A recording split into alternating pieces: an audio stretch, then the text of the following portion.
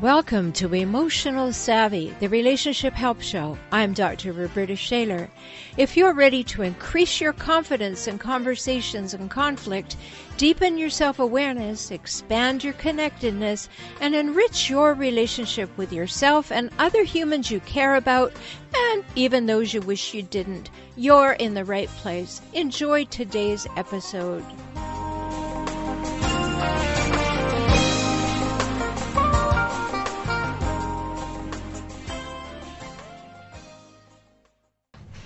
In today's episode, I want to talk to you about something so important. We all know that we can read all kinds of advice about speaking up, say something, don't just sit there, don't take it. But what's stopping you from speaking up? I'm Dr. Rhoberta Shaler. I'm so glad that you've joined me, and I want to share these things with you. And if you know someone who needs to hear them too, please do give them an invitation to subscribe to my podcast. It's important for us to know what stops us from speaking up.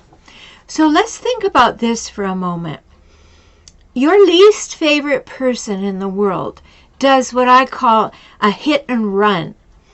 He or she delivers that one line that puts you down, just lacerates your self-esteem, and it sends your blood pressure shooting up. And that person's done it before. You almost could have predicted it, and yet it really gets you. You're seething, but the hit and run, oh, that person's gone. So would it be satisfying and empowering to make this clear to them that you don't like it? Maybe if they have any sensibilities at all, which a hijackal doesn't, but anybody else, maybe you could make it the last time that person ever does that. Of course it would. And at this moment, I want you to think about this person, whether it's a male or a female, and I want you to think that they are a rhino who needs wrestling. Now, if you don't know what that reference is to, it's to a book I wrote a while ago called Wrestling Rhinos, Conquering Conflict in the Wilds of Work. And I wrote it when I was consulting to many companies and speaking at many big events that were for people in the business world. But everything in it applies to every relationship that we have. So you may want to go and have a look for it. It's at Amazon. It's called Wrestling Rhinos, Conquering Conflict in the Wilds of Work. So when a person does a hit and run on you, they say something nasty and then they walk away, they know they're going to get a reaction. But wouldn't they be surprised if they got a response instead? Now let me make a distinction. Reacting just comes from having a body. You feel violated, frustrated, irritated, angry, hurt, and your body reacts. It's that simple. And the first step then is to take a long, slow inhalation through your nose and release it slowly through your mouth.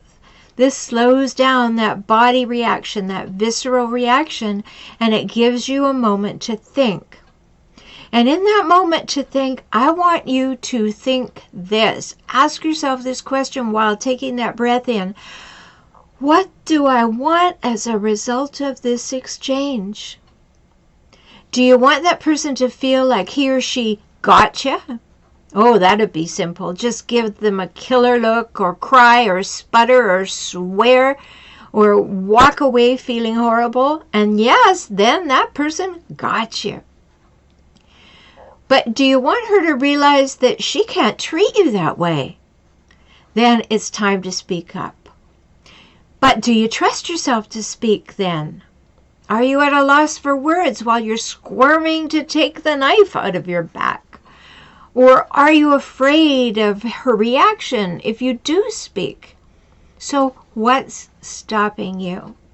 I had to figure all this out for myself, so I'm just happy that I found something that works, and I want to share it with you because you deserve to be treated with respect just because you breathe. Unless you've done something so terrible that no thinking person would ever consider engaging in conversation with you, you deserve to be spoken to and with respectfully. So first, you have to believe that. Got it? Now, are you an avoider? Some people will take all kinds of abuse. They'll simply lie down and take it rather than speak up. Now, if that's you, it's definitely time for a change.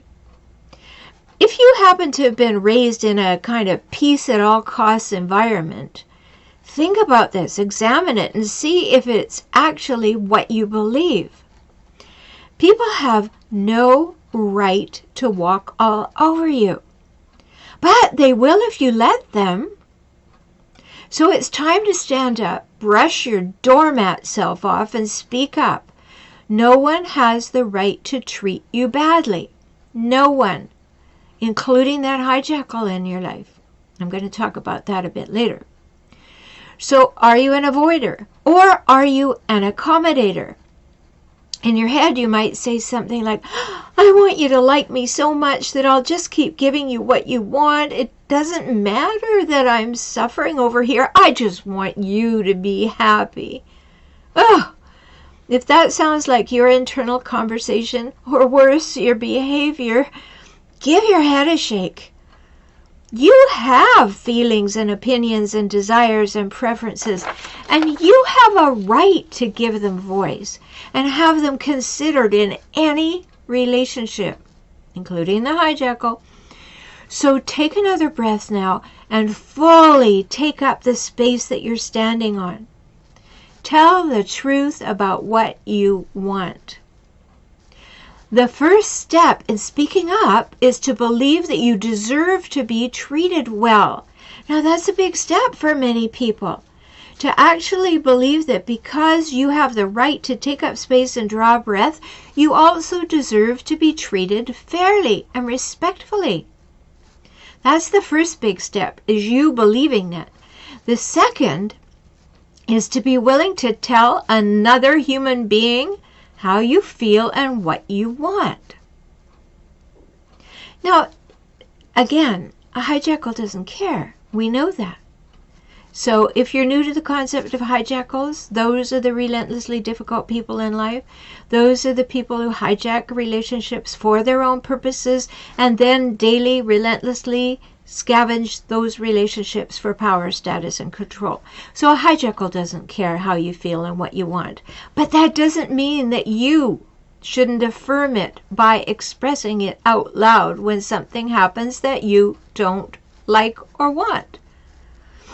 So you have the right to tell people how you feel and what you think. When I wrote Kaizen for Couples, Smart Steps to Save, Sustain, and Strengthen Your Relationship, I put a really special formula in there for communicating exactly that. It's called the Personal Weather Report. There's 2 chapters on it. So if you don't know how to do it, go and get Kaizen for Couples at Amazon. You can even download the digital copy. So you're going to tell somebody how you feel and what you want. And let's go back to that hit or run fellow at the beginning that I was talking about. Here's what you might say. Here's how I feel. I feel discounted and hurt when I hear things like that. Now, that's using my technique of the Personal Weather Report because you didn't say anything about the other person. You're simply giving a weather report about what's going on within you. I feel discounted and hurt when I hear things like that. So that's how you feel, and then you might say, here's what I want. And I want the one-liners sent in my direction to stop. I want to feel respected and supported. So you put it all together. I feel discounted and hurt when I hear things like that, and I want the one-liners sent in my direction to stop. I want to feel respected and supported. What would make me feel respected and supported is to be truly listened to and have my feelings and thoughts valued and considered. Wow, there you go. Now you're teaching people how to treat you. So you got the full message there? I feel discounted and hurt when I hear things like that, and I want the one-liners sent in my direction to stop. I want to feel respected and supported. And what would make me feel respected and supported is to be truly listened to and have my feelings and thoughts valued and considered. Wow, that might be a stretch for you, but think of the effect on the one-liner rhino. He or she may laugh from arrogance or embarrassment, or he or she may do a double take because the behavior is unexpected, or he or she may respond with more information. It's likely that person does not have the people skills necessary to engage in a problem-solving conversation. That's so common with these hit-and-run folks, and especially with hijackals. So you need to get their attention and press your point. I want the hurtful one-liners to stop. Let's sit down and figure out what the problem really is and create a solution. When is a good time for you? Got that? I want the hurtful one-liners to stop. I'm willing to sit down, or let's sit down and figure out what the problem really is, and let's create a solution. When is a good time for you? Whoa, that person is not going to be expecting that. They may be shocked. You may scare them because they want to do the hit and run, but you are teaching them how to treat you. So rhinos feed on doormats, and if you simply stop the food supply and speak up, things will begin to change. And whether they're rhinos, which are people who are sometimes difficult, or they're hijackals, which are people who are always difficult in their relationship with you, yes, they can be painting a public picture of perfection, but with you, they are creating a private place of pain. So you want to understand that you have the right to speak up, even if they're not listening, and deliver things the way that I've suggested here. It's you affirming yourself.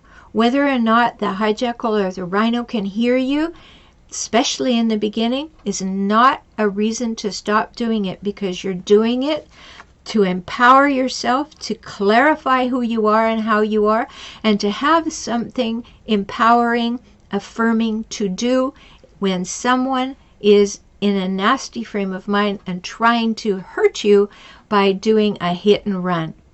I hope that helps you. I'm always here to help you. You know, we can talk in person through video conferencing if you're ready to work and stop these things happening in your life, and I'd love to help you. You're listening to the podcast, go to my YouTube channel. You might like that. It's called For Relationship Help. Visit my website, For Relationship Help, HELP.com. And if you're ready to work with me, you can do the introductory session at forrelationshiphelp.com/join. It's time to stop these people with their hit and run kinds of comments. It's time to take back your power and do something. So I hope this helps you. I look forward to talking with you soon. Take good care of yourself. Hello and welcome to Emotional Savvy. I'm Dr. Rhoberta Shaler, the Relationship Help Doctor. And today I brought you a wonderful guest, someone who has actually stepped away from many, many years of being the unwitting prey of a hijackal. Welcome, Mickie Zada. Thank you. I appreciate being here. Well, I'm excited to have you because it's wonderful to talk about how we have overcome obstacles in our life, how we've made a big shift. So I'm just going to read a few things about Mickie so everybody who's watching and listening can relate. Mickie lived in domestic abuse for, are you ready? 34 years. That's not uncommon. So don't be terribly surprised. It's sad, but it's not uncommon. And in spite of enduring emotional, financial, and physical abuse, for 23 years, she pretended her life was normal. Now, I know you can relate. I know you've been pretending life is normal, everybody out there, because it's what you do. You don't want people to know that things are really kind of nasty at home. So even after admitting her reality, it took her 11 more years to leave. And you know, Mickie, this plays right into what I say to people all the time. Don't look back and don't beat yourself up for how long it took. I mean, these are big numbers to help people understand and to say, I've walked in your shoes. But please, nobody beat yourself up for how long it took, because until you get it, that's how long it took. And you will be hardwired, accultured from a family, from a culture, from something that says, you can do it, stay in there, you made your bed, you lie in it. Oh no, he or she would never behave that way. What's wrong with you, right? So what Mickie did to turn all this into something that was really of benefit to the rest of the world is she created the Surviving Abuse Network. So you can go to survivingabusenetwork.com and learn so more, because she's a content creator, a catalyst, and an advocate for women who have escaped domestic abuse. She has a great weekly podcast, which I've been on, Surviving Abuse, and you can listen there. You can take in her videos. You can help her grow and help her with her mission to inspire hope and serve as a beacon for thrivers, which you are, which I am, which hopefully everybody listening and watching is. So Mickie, after all those years added up and the 11 more years added on, what was the final thing that got you out the door? Well, that's a great question. I as I said, I pretended that I lived in a wonderful world. And part of the time I did. And we own businesses, so I was involved a lot in that. I say that I had a sign in front of my house that said, I'm fine, thank you very much. Like most of us do. Yes. So what happened was every single time I would get bruised, physically or emotionally, I would say, that's it. That's the last time. That's the last time. I said that I don't know how many times, many, many more than, I did it as many times as it took. Right. But finally, one day, it was in October, it was gorgeous. We lived in an area where trees were starting to turn colors. I came home from our business early. I was sitting in a chair. I was all relaxed, having a wonderful cup of tea. In came domestic violence. I don't even know why. I don't know what I don't even remember what he's mad about. But I was pinned to the chair. I was bruised. And it was horrible, horrible, horrible. One more time, I knew that he would apologize, but this time it clicked. This time I said to myself, I'm done. I'm done. Now, I had been doing some personal growth previous to that. And that's why I'm so big on personal growth, because once you start realizing that you have value and that what he tells you isn't true and that you don't deserve this kind of thing, you stop playing the head games, I say. Then a true reality shows up, and that's what happened for me. Finally, the true reality showed up, and I gained the confidence to just. Took me 4 months before I left, but I was working on a plan. I was kind of trying to figure out how I was going to do this, found a place to live, all those things. So that was the final straw. That was the final straw. I finally believed when I said, this is not happening to me again. Well, I'm so glad that you told that story, not because I'm glad it happened to you for any stretch, but that it just exemplifies however long it takes is how long it takes. And when the penny finally drops and says, I don't deserve to be treated like this a moment longer, I'm going to make a plan to get out, that's a very important moment.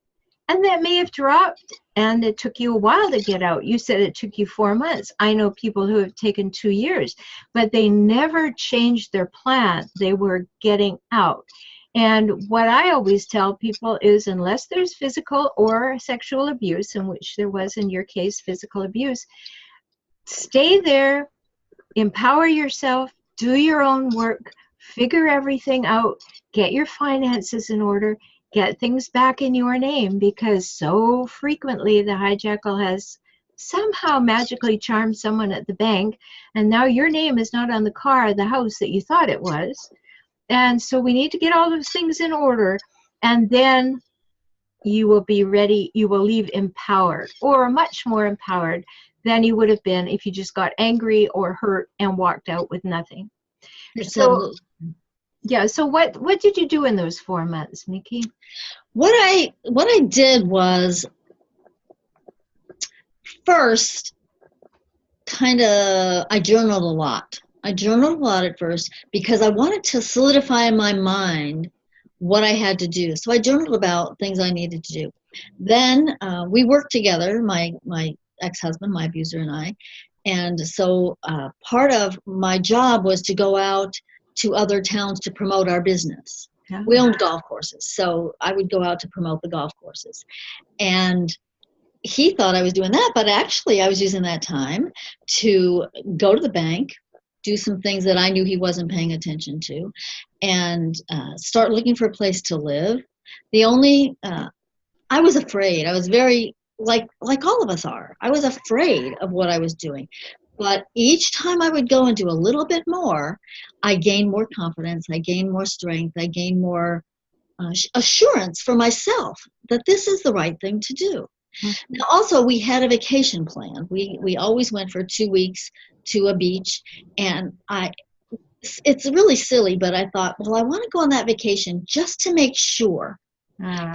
It's like we always just, well, I'll speak for myself. I wanted to be sure I did absolutely everything I could do to make this thing work. I knew it wasn't working. In fact, we went to visit some friends, and while I was there, I took my friend to lunch and said, I'm telling you, as soon as this vacation's over, I'm divorcing him, and I've got a plan, and this is what I'm going to do. So part of my brain was saying, yeah, let's see if I really am done with this, or that I've done everything I can, and the other part of my brain is saying, get the heck out of here.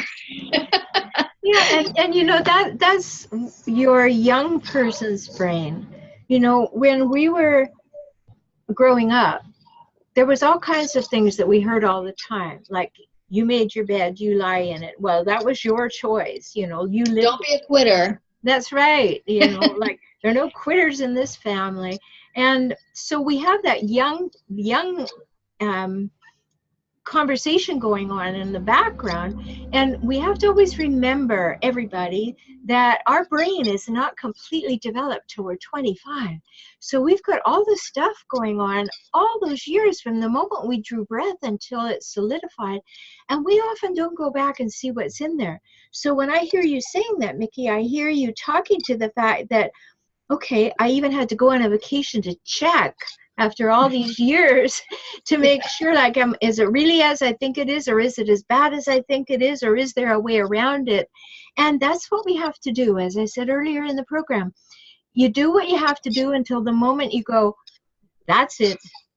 Now it's exit plan. There are no turning back. And you may hit that place a few times. You know, don't beat yourself up about it. You may hit that. Did you try therapy, Mickie? I did. I had a therapist. Actually, I had a counselor and a therapist, which I felt like were two different things. But they both helped me tremendously. They both were people who understood domestic abuse, which was vital to me because I wasn't sure I understood it. So I didn't want to go to just anybody. I wanted somebody who got what I was saying, and both of them did. One was a man, one was a woman, and they were terrific. And that helped strengthen me too. That's part of what I did in the 4 months. I found a couple people I could talk to and explain my situation and decide. And that's how I made a plan about how I was going to leave. And that's frightening too. I knew he never used weapons. It wasn't anything like that. But of course, he threatened to kill me. And you know what? You believe it. That's a bit. Well, anybody listening to this who's lived in domestic abuse knows you believe it. Yes. So that was in the back of my mind, you know. But and ultimately, between my female counselor and myself, we decided that the way for me to go was to leave a note, because if I tried to have a conversation, I would not have survived. He wouldn't have killed me, but it wouldn't be me. So, well, the thing is, it wouldn't have done any good, in my opinion. You're right. Because there's not going to be a conversation about him losing. I mean, Oh no, that conversation is never going to happen with that's a right. hijackal. That's right. They're only winning. They're only going to win. Yes, so a hijackal has to win. And if you haven't tuned into the Emotional Savvy before, hijackal is my term for those people who are relentlessly difficult. They hijack relationships for their own purposes and then scavenge them daily at home for power, status, and control. So it doesn't matter. You don't need a diagnosis. All you need to know is if they're a hijackal or not. If they have the patterns, traits, and cycles that I just spoke of, they fall into hijackal materials. So you can listen to everything that has to do with hijackals. So I think it's wonderful that you found somebody who would believe that there was domestic abuse and knew what to do about it. I have had people that I've spoken to, and certainly my clients who come from all over the world, as I'm sure that you talk to people all over the world as well.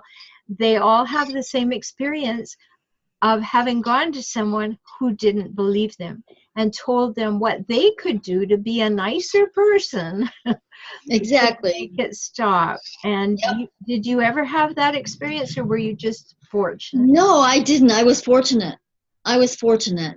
I think that I had done enough personal growth and enough research to understand that not everybody gets it. So I think that was a lot of it. I think that was a lot of the direction. Yeah, I think it's a very important conversation, Mickie, that why people stay. And there are children involved. There are all kinds of things that will keep you there. Financial matters, this thought of loss of finances, loss of family, loss even of the plan for your future. I mean, we buy into that, especially as women. We create the dream, like it's going to be like this, and then we'll have time, and then we'll go on vacations, and then when we go on vacations, it'll be better. Right. Downtime. Right. You know? It's all the head games we play. Absolutely. Yeah, so that's a very important thing. And you know, I think a big question, and I know you have a free gift for people, and I'm going to put that in the show notes, but that free gift is a checklist that Mickie's provided so that you can find out.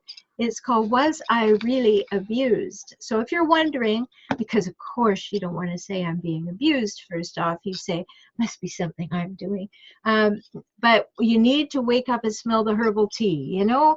You may be being abused. So you want to go to Mickie's checklist, and I will put it in the show notes. But even if you go to survivingabusenetwork.com, you will find it easily. So let's just talk a minute about, why do you think there's a reluctance among people to say I'm being abused, aside from the fact that we feel like we don't want to be the person who would allow ourselves to be abused? I think there's a lot of guilt involved in admitting that you're an abused person. I think that in some part, on some level, we believe that if we've stayed, whether it's more than once being abused, emotionally or physically, it's just hard to admit that we allowed that to happen. So I think that's a lot of it too. Yeah, and I think identifying it, we don't, as I said, I lived for 22, 23 years without admitting that I lived in abuse. And that's, when I look back, I think, holy cow. But that's part of the reason I am where I am today. So yes, helping people, and that's wonderful. I think one of the reasons is that we know that we're kind of complicit in it, that I've been enabling this, I've been condoning this behavior. And so I feel like, well, I shouldn't have done that, so therefore it's kind of my fault, and it goes to the guilt that you were talking about. But I think it's a little different than that in some ways, that you think, well, you know, I haven't said anything so far. I haven't done anything so far. What a hijacker wants to do is to get you, the big gotcha in life, get you. Always beware, everybody. If you meet the person who seems like the absolute person of your dreams, and they immediately tell you they love you, they know you're going to marry them, they want you to move in, get married, or get pregnant, all in the first 26 seconds, run!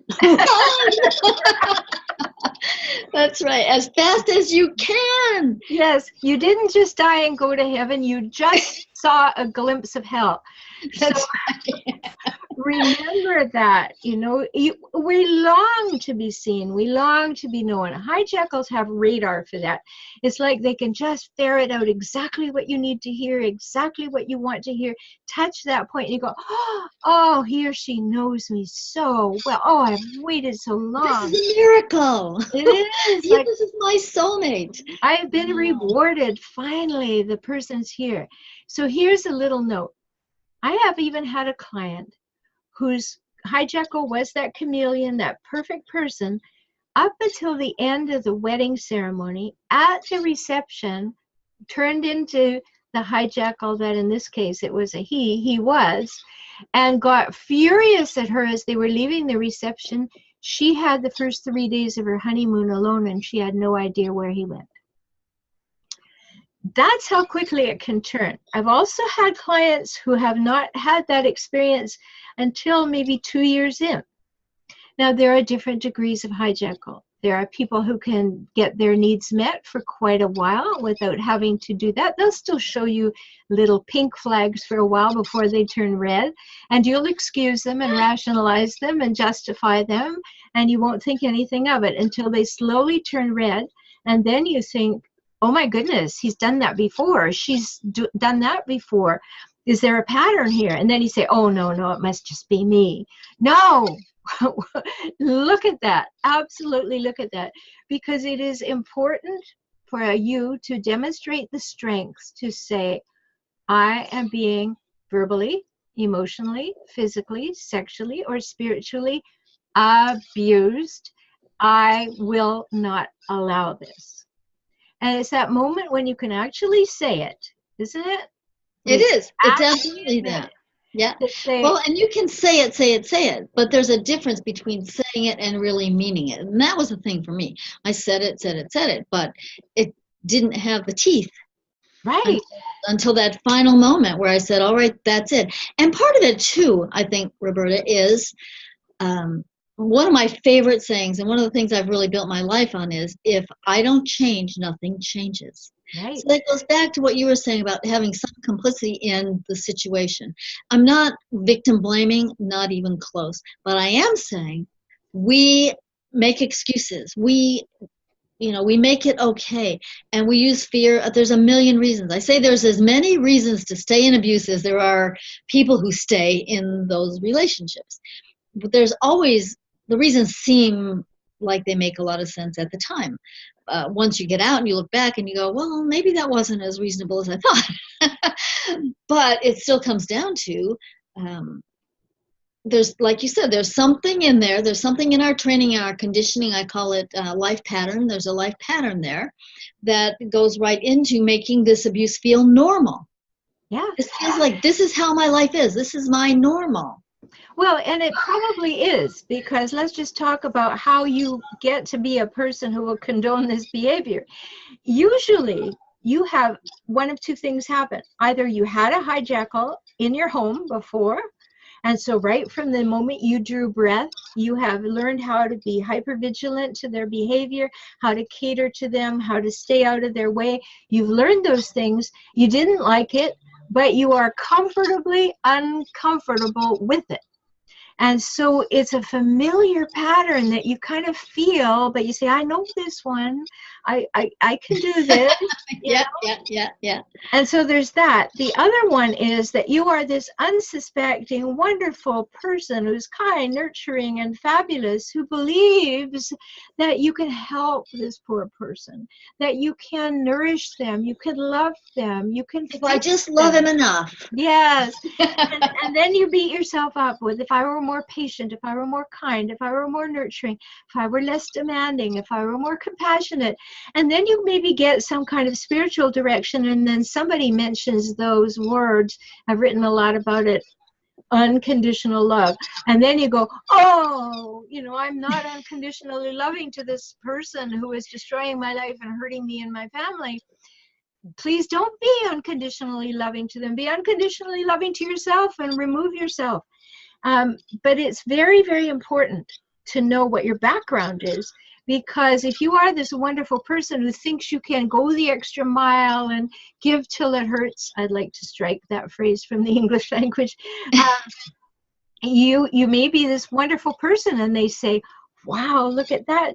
She or he is going to do anything for me, and I can ask even more, and they'll give me even more, and even more, and even more.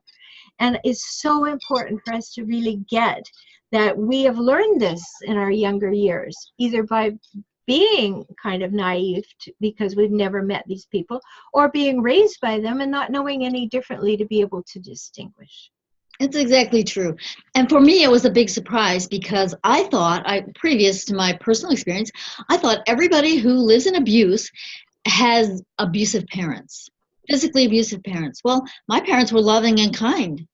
They were sweet, but they taught myself and my three sisters that how to be enablers because our brothers had dyslexia. And so we made excuses for them. We were taught to overlook everything they did. They could break our toys. They could steal our money. They could do whatever. And we, the boys had problems. So that was my training.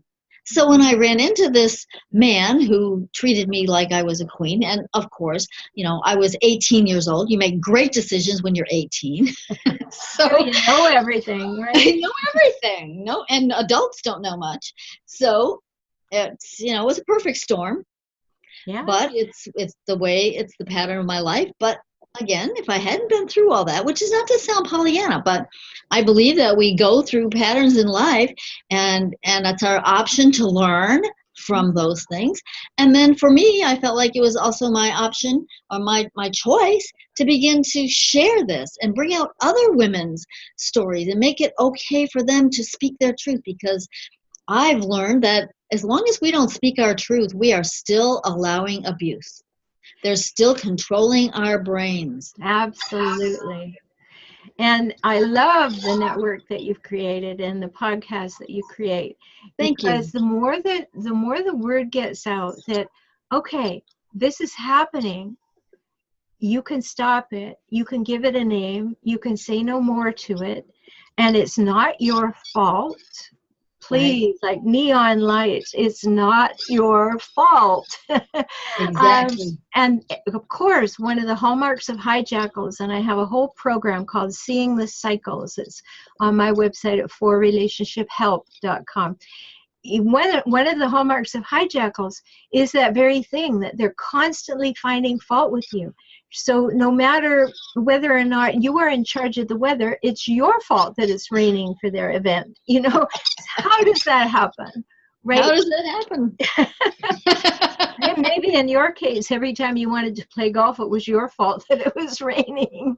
But it's so insidious. And so we run around trying to put things together and make them happy and take care of them and make them feel heard and acknowledged and appreciated and all those things. Meanwhile, we're diminishing ourselves, and they are taking up more and more space in our lives. And we are just relegated over to this little tiny place where we feel really lucky we're allowed to still breathe. And at that moment, it's very important to say, whoo, I'm going to get rid of those walls. I'm going to expand outwardly. I want everybody to know I'm talking to Mickie Zada. She is the CEO of SurvivingAbuseNetwork.com. And she's lived it. She's removed herself from it. She's looked back on it and learned from it. And she has wonderful things to share with you. And it's always a nice blend for me, as a mental health professional, to be able to talk with somebody who's been through it in the trenches too. I mean, I have been through it, but, really done something with your experience. Yeah. So it's great to talk with you. I want to tell everybody again in the show notes, look in the show notes. We're talking about the free gift that Mickie has for you. And it is called, Was I Really Abused? A checklist. So you can find out Won't be any question in your mind anymore.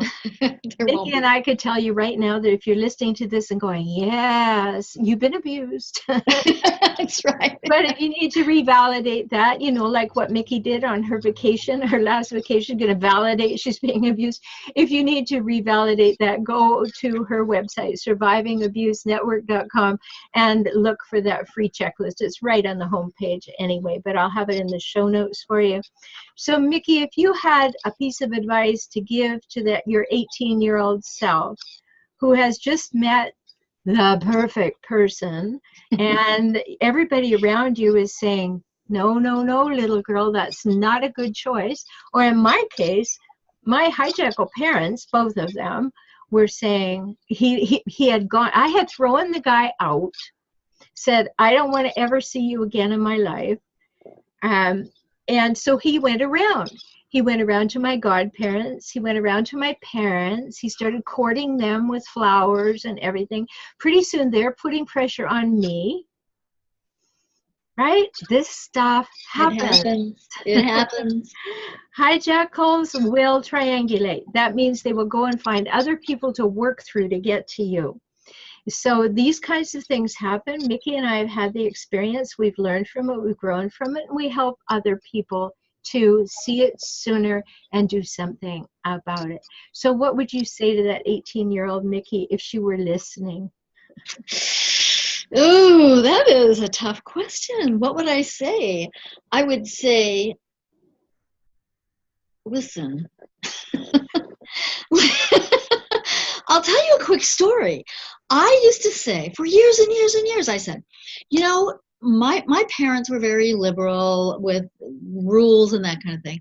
And I used to say, if they would have just sat me down and said, Mickie, this really is not a good idea. If they would have just done that, I probably would have listened. Well, I was speaking with my youngest sister, who at the time, I was 18, she was 8. Now we're adults, she's visiting me, and I said that to her, and she said, what are you talking about? I said, what do you know? She said, I remember sitting on the stairs listening to Mom and Dad talk to you and telling you this is a mistake. You're too young. What's your rush? Go to college, whatever.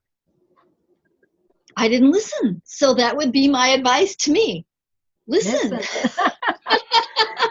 And that's really hard advice, good advice, but hard advice, because when we're 18, we think we know everything and everybody should hire us right away because we're so brilliant, and we know what we want, and I'm entitled to my life, and don't you tell me what to do. Don't tell me what to do. Right. Yeah.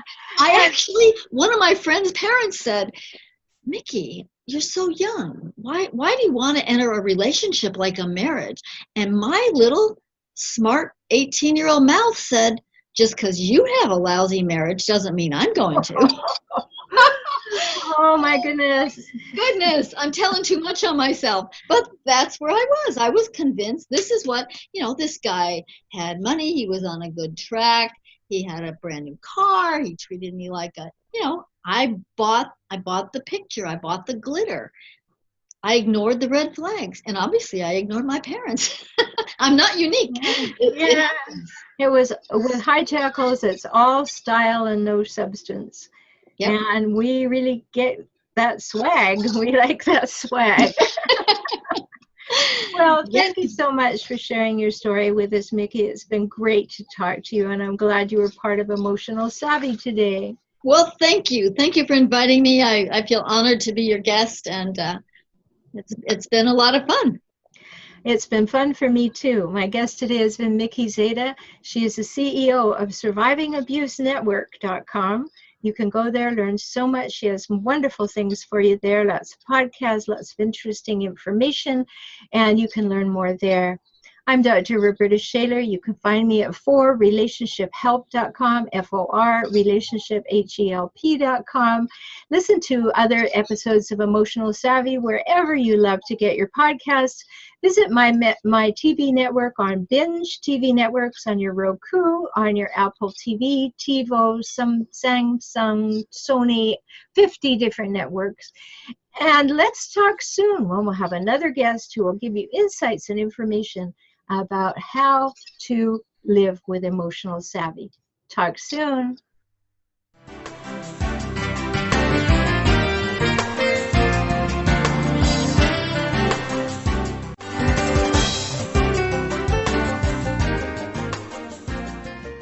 Thanks for being here for today's episode of Emotional Savvy.